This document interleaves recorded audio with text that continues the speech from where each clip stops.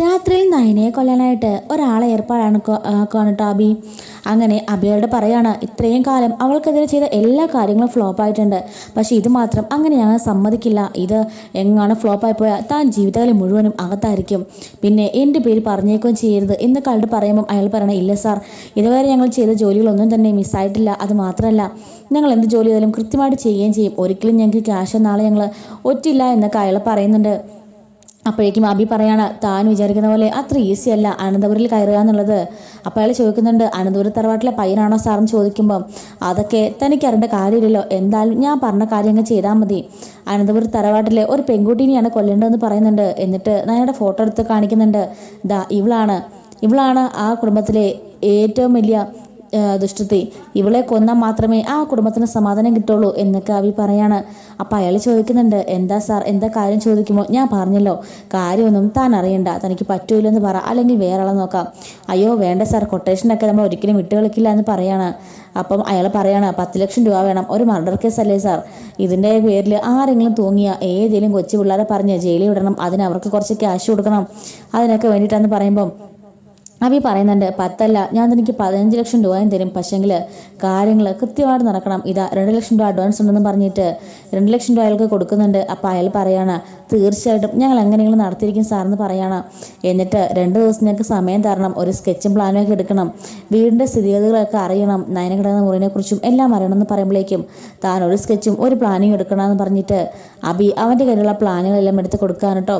ഒരു പേപ്പറിനകത്ത് അനന്തപുരിയുടെ മൊത്തം സ്കെച്ച് തന്നെയുള്ള അബി വരച്ചെടുത്തിട്ട് അബി അതിൻ്റെ ഒരു സംഭവം ഒപ്പിച്ചെടുത്തിട്ടുണ്ട്. അതുപോലെ തന്നെ നയന കിടക്കുന്ന റൂമും അതിൻ്റെ ഡേയും ടൈമും എല്ലാം എഴുതി വെച്ചിട്ടുണ്ട് കേട്ടോ. അതുപോലെ തന്നെ അവിടെയുള്ള സെക്യൂരിറ്റി ഗാർഡിൻ്റെ കാര്യം, ആ മതിലിൻ്റെ പൊക്ക സഹിതം അബി എല്ലാം സെറ്റാക്കിയിട്ടുണ്ട്. അപ്പോഴേക്കും അയാൾ പറയാണ്, ആഹാ കൊള്ളാലോ സാർ ഞങ്ങളെക്കാളും ബ്രില്യൻ്റ് ആണല്ലോ.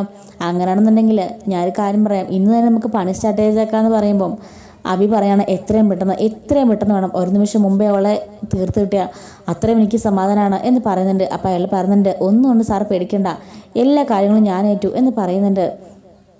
ഇതുപോലെ തന്നെ ഏറ്റെന്നൊക്കെ പറഞ്ഞിട്ട് കഴിഞ്ഞ 2-3 പ്രാവശ്യവും ഓരോരുത്തർ പറഞ്ഞിരുന്ന് കാശ് മേടിച്ചിട്ട് പോയതാ, ഇതെങ്ങാണോ അങ്ങനെ ആയാൽ ഞാൻ വെറുതെ ഇവിടെ നിന്ന് ഉറക്കത്തിണ്ടാന്ന് പറയുമ്പോൾ അയാൾ പറയാണ്, അങ്ങനെയൊന്നുമില്ല സാർ, ഞാൻ എല്ലാം റെഡിയാക്കോളാം എന്ന് പറയുന്നുണ്ട് കേട്ടോ. അങ്ങനെ ആ ഫോട്ടോ അവർ കയ്യിൽ വെക്കുന്നുണ്ട്. അതിനുശേഷം അബി പറഞ്ഞ വഴിയെ കൂടെ അവർ മതിൽ ചാടി കിടക്കുന്നുണ്ട്. അങ്ങനെ ഹാളിൻ്റെ ആ ലോക്കൊക്കെ അവർ തുറന്നിട്ടിരിക്കുകയായിരിക്കും കേട്ടോ. അബി ആ സെക്യൂരിറ്റിയുടെ നിന്നും അറിയാതെ നല്ല ഉറക്കമാണ്. അങ്ങനെ അബി വരുമ്പോഴേക്കും ഇവൻ അബി ഇങ്ങനെ അവന് ആ ഒരു ഏണി വെച്ച് കൊടുക്കുകയാണ്. ആ ഏണിയൊക്കെ അടുത്തുണ്ടാകുന്നിട്ട് അപ്പോൾ അങ്ങനെ ഏണി വഴിയിട്ട് ആദർശിൻ്റെ മുറിയിലേക്ക് ഇങ്ങനെ ആ കള്ളൻ കയറുന്നുണ്ട്. അങ്ങനെ രാത്രിയിൽ പ്ലാൻ ചെയ്ത പ്രകാരം അയാൾ വരുന്നുണ്ട് കേട്ടോ. അയാൾ വന്ന് അബി പറഞ്ഞ അതിൽ തന്നെ അയാൾ കയറി വരികയാണ്. അങ്ങനെ അബി ഏണിയൊക്കെ വെച്ച് കൊടുത്തിട്ടുണ്ടായിരിക്കും, കാരണം മുകളിലത്തെ നിലയിലാണല്ലോ ആദർശമൊക്കെ കിടക്കുന്നത്. അങ്ങനെ അവിടുത്തെ ടെറസിൻ്റെ മുകളിലുള്ള ആ ഡോറും അബി തുറന്നിട്ടിരിക്കുകയായിരിക്കും കേട്ടോ. അങ്ങനെ ഇയാൾ വന്നിട്ട് ഏണി വഴി മുകളിലത്തെ ടെറസിൻ്റെ മുകളിലേക്ക് കയറുന്നുണ്ട്.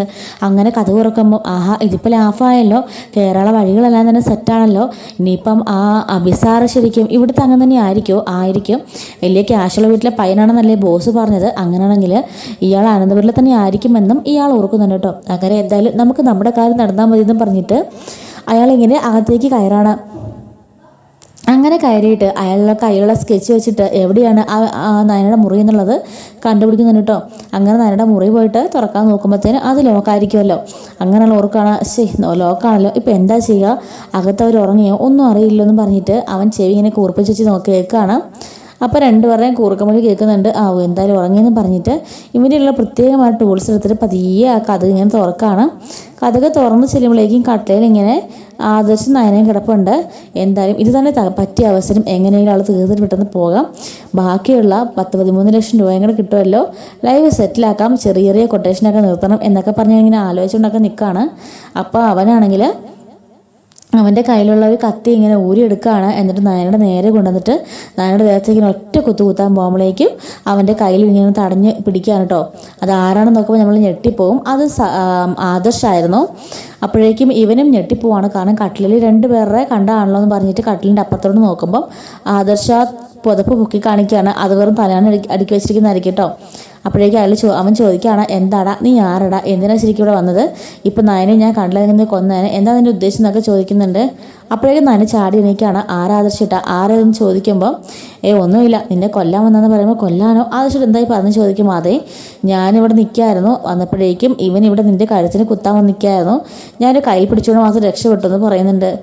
സത്യം പറയടാ, നിന്നെ ആരാ പറഞ്ഞു വിട്ടെ, നിനക്ക് ആരാ കൊട്ടേഷൻ എന്ന് ചോദിക്കുമ്പോൾ സാറേ അത് തലപോലും ഞങ്ങളെ പറയില്ല, അത് പറയാൻ പാടില്ല, പറഞ്ഞാൽ നിങ്ങളുടെ തൊഴിലിന് തന്നെ ചേരാതെ വരുമെന്ന് പറയുമ്പം എന്നാലും ഞാനിപ്പോ തന്നെ പോലീസിനെ വിളിക്കാം, നീ സറണ്ടർ ആയിക്കോളാൻ പറയുമ്പം അതൊന്നും സാറില്ല സാറേ, ഞാൻ സറണ്ടർ ആയിക്കോളാം, എങ്കിലും ഏൽപ്പിച്ചതാണെന്ന് മാത്രം ഞാൻ പറയില്ല സാറേ എന്ന് പറയാണ്. അപ്പോഴേക്കും ആദർശ് അവനെ പിടിച്ചിടിക്കുന്നുണ്ട്. സത്യം പാടാന്നൊക്കെ പറയുമ്പോഴേക്കും സാറിനെ ഇവരുടെ കൊന്നാലും ഞാൻ പറയില്ല എന്ന് പറയാണ്. അപ്പോഴേക്കും ആദർശ് പോലീസിനെ വിളിക്കുന്നുണ്ട്. അങ്ങനെ പോലീസ് വരികയാണ്. പോലീസ് വരുമ്പോഴേക്കും അനന്തപുരം എല്ലാവരും ഉണർന്നു കഴിഞ്ഞിരുന്നു കേട്ടോ.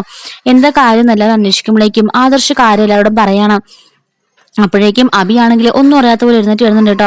എന്നിട്ട് അബി പറയാണ്, അബി ചോദിക്കുകയാണ്, ഇവനെങ്ങനെ അകത്തേക്ക് കടന്നു വന്നു, സെക്യൂരിറ്റി ഇല്ല അവിടെ, കഥ തന്നെ ലോക്കായിരുന്നല്ലോ, പിന്നെ എങ്ങനെയും വന്നെന്നൊക്കെ ചോദിക്കുകയാണ്. അതുപോലെ തന്നെ അയാൾ പറയുന്നുണ്ട്, അത് സത്യമായിട്ട് സാറേ ഞാൻ മോഷ്ടിക്കാൻ വേണ്ടി കരുതാന്ന് പറയുമ്പം അല്ല, പച്ചക്കള്ളം, ഞാൻ നോക്കിയപ്പോ ഇവൻ നയനയുടെ കഴുത്തില് കത്തിയും വെച്ച് നിൽക്കുകയായിരുന്നു പറയുന്നുണ്ട്. എന്റെ ഈശ്വര എന്ന് പറയുന്നുണ്ട് കേട്ടോ മുത്തശ്ശി. അപ്പോഴേക്കും ഞാൻ ആ സെക്കൻഡ് കണ്ടതുകൊണ്ടാണ് നയന രക്ഷപ്പെട്ടത്, അല്ലെങ്കിൽ അവൻ നയനെ കൊന്നേന്ന് പറയാണ്. മുത്തശ്ശൻ ചോദിക്കാൻ, സത്യം പറടാ, നീ മോഷ്ടിക്കാനല്ല വന്നെന്ന് ഞങ്ങൾക്ക് എല്ലാവർക്കും മനസ്സിലായി, സത്യം പറ, ആരും നിന്നെ അയച്ചതിന്റെ പിന്നിലെന്ന് ചോദിക്കുമ്പോൾ അയാളെ പറയണ സത്യമായിട്ട് ഞാൻ മോഷ്ടിക്കാൻ വന്നേ സാറേ എന്നൊക്കെ പറയുന്നുണ്ട്. അപ്പോഴേക്കും അങ്ങോട്ടേക്ക് പോലീസ് വന്നിട്ട് ഇവനെ അറസ്റ്റ് ചെയ്യാണ്.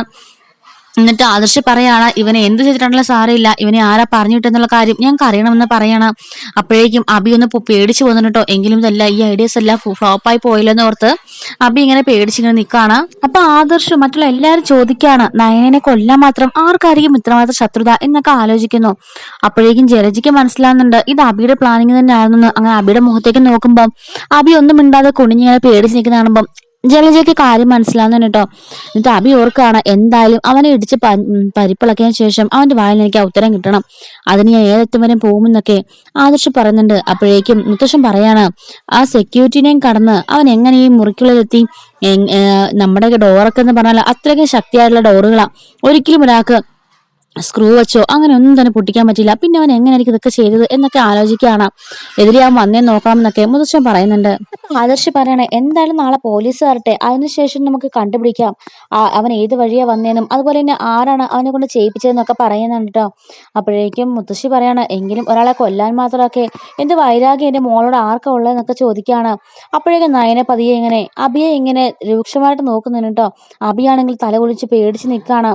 അപ്പൊ തന്നെ നയനയ്ക്ക് ഏകദേശം കാര്യം മനസ്സിലാകുന്നുണ്ട്. അപ്പം ആദർശ് നയനയുടെ മുഖത്തേക്ക് നോക്കുമ്പം നയന ഇങ്ങനെ രൂക്ഷമായിട്ട് അബിയെ നോക്കുന്നതും അബി തല കുടിച്ച് നിൽക്കുന്നതും ആദർശം കാണുന്നുണ്ട് കേട്ടോ. അപ്പൊ ആദർശിന് എന്തോ ഒരു സ്പെല്ലിംഗ് മിസ്റ്റേക്ക് തോന്നുന്നുണ്ട്.